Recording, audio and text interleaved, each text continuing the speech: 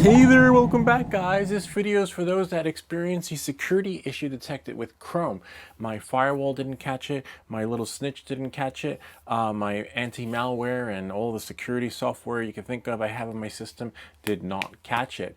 Believe it or not, even Little Snitch, which is like a little app that lets you know if someone's trying to get into your machine. Well, without any further ado, we've got you covered if this did happen to you. Unfortunately, you're going to have to do this, and hopefully you have all your stuff backed up somewhere. If not, then I would just scrap it. So you're going to go here. If on the Mac, a PC, similar, whatever the process is for the PC, this is for the Macintosh only, Apple. System settings and general, and scroll down to the bottom, transfer and reset. Erase all contents and settings. If you followed the prompts on this, that's the only way to get rid of it. Those scanners didn't catch it. Bitdefender put in a ticket request with Clean My Mac, their so-called malware, didn't catch it.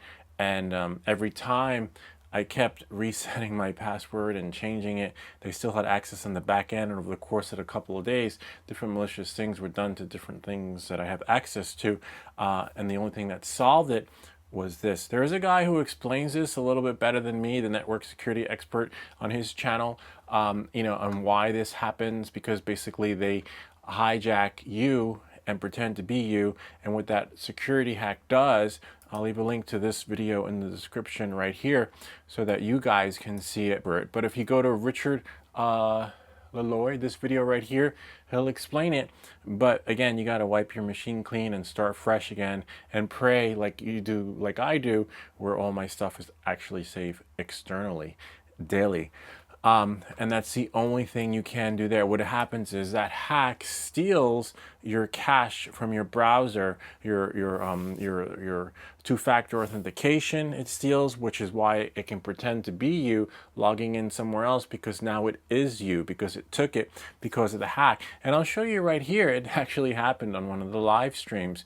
We were streaming and I got an error from Chrome, and the error was like Google Chrome stopped abnormally. I was like, oh wow, so that's weird. And thinking I have my so-called firewall solution up, I ran the scan. And after running the scan, it guided me through the prompts of, scanning system, and, who doesn't trust Google, right? And then open terminal, and of course, silly me, followed the prompts to Google Chrome, right? Because it was a Chrome error, issue, and here we are, and here I am, and you probably saw this window right here and just cut and paste it in, and that pretty much, I think it installs a Trojan on your machine, which is why over the course of a few days, no matter how many times the password was changed, they still had access to it.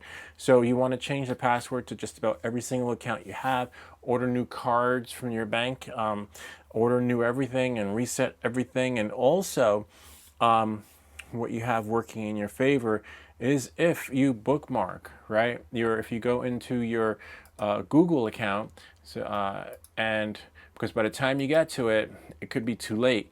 So what you want to do is you want to have this page right here bookmarked, okay? And then you could always go into the password manager quickly and see, different IP addresses that access things, your devices, because you can confirm if it was you, see 5 sessions here, there, and then if you scroll down to the bottom, it gives you the additional devices that connected to your machine.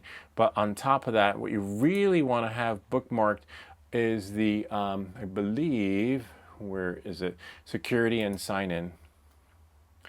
Bookmark your security and sign in so that if your account does get hijacked, you have more of a chance of retrieving it, because you have this basically on speed dial. You go in and you can change your password, review your password, and when you scroll down to the bottom, so you have recovery contacts, but you also have sessions, and you can click on a session, and then let's say click here, it'll prompt you to sign in. Hopefully you can sign in. If not, usually you'll get a notification if something did change. But remember, they stole your two-factor authentication too, so that doesn't really matter. Look at my activity, and it gives you options here to see your activity.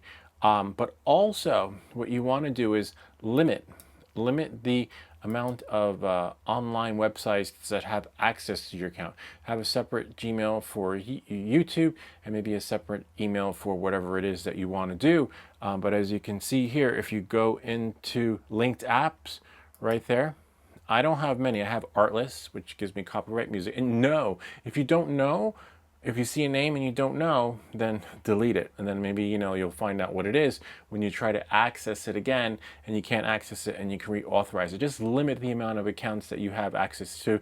I have 9.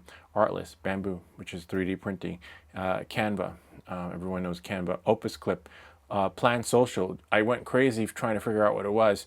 Plan Social is part of Opus Clip, and then Reddit, since I go there occasionally to look things up. Streamlabs, Wondershare, which is part of like a video processing thing, and XAI, which is part of Starlink. So if you see them in there, know what they are, and if you don't, delete it. You can always grant yourself access to it again. And if you have more than then you can imagine in there, remove them. The less that have access to your account, the better. And then again, security and sign in, you see, and it tells you right here who and what has access to your account. And as you can see, two-step verification is on, but if you get hacked that particular way, they have access to that too, and now they can be you, the authenticator, which is great. But again, if this happened, then you're pretty much compromised. And then it's just a cat and mouse game. You can download the recovery contacts, or add, as it says, but it's not really going to do any justice, because once you've been compromised, you're compromised. That's it. There's nothing really much you can do except erase your machine and start fresh again, as long as you also change the passwords. It was like a cat and mouse game of changing the passwords and just doing it before them, then doing it again, blocking them out, doing it again, and then coming up with a password that worked out just right for me. And if we go here, right here, see it says your account is protected, but and you want all these to be green, okay? The more you can do to secure your account, the better. As you can see here, everything happened in real time, and there wasn't much I can do once you follow the prompts there.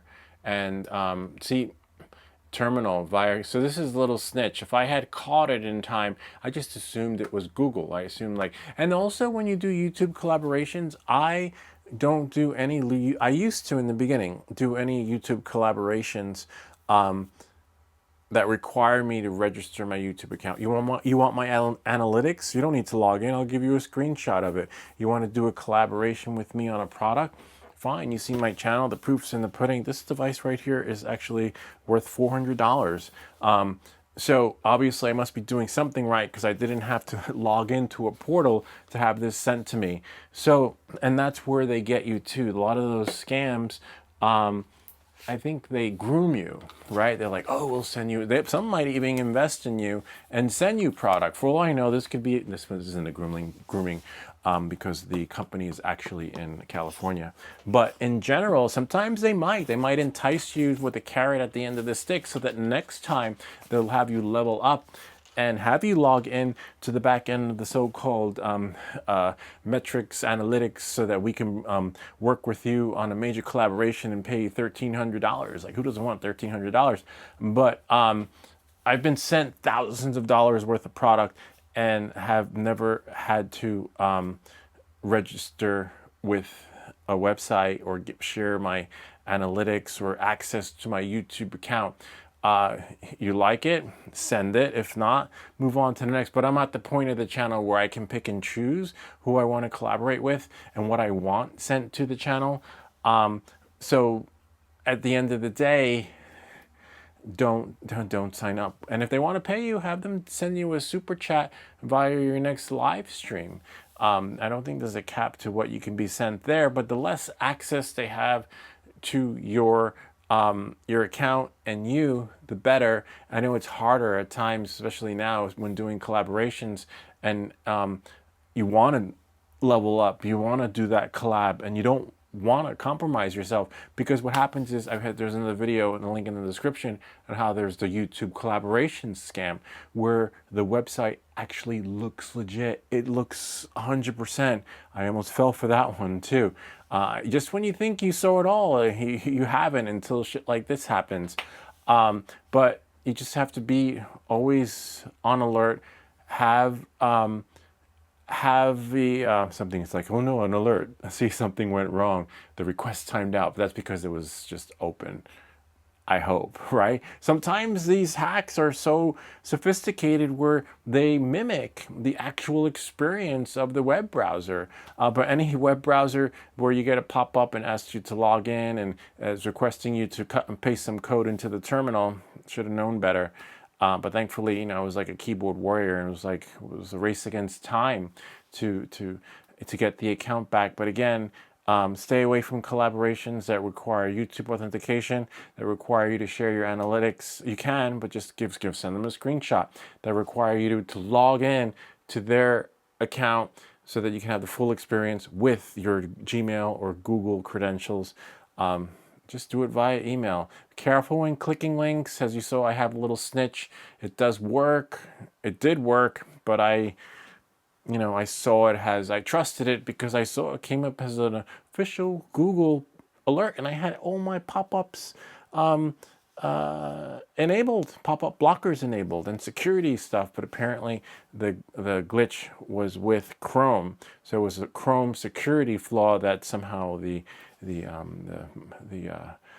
malicious folks found and exploited to the best of their potential. And you need to keep your browser up to date. To keep your browser up to date, you go into Chrome and About Chrome, and see right here. You'll usually see an update thingy over here. You can reset settings, clear caches and cookies and stuff like that, but that's not going to save you. If you did what I did, you got to wipe everything clean and change the password to every account you can think of, and then hopefully moving forward you'll have a similar experience, if not better. Well, we don't want you to have a similar experience, but at least you'll know what to do, right? You're like, oh, I remember that video. Anyway, that's pretty much it. Hope that this video helped you. If you have any comments or questions, feel free to leave them down below, or ideas for other videos. Remember to like and subscribe, and we'll see you all next time.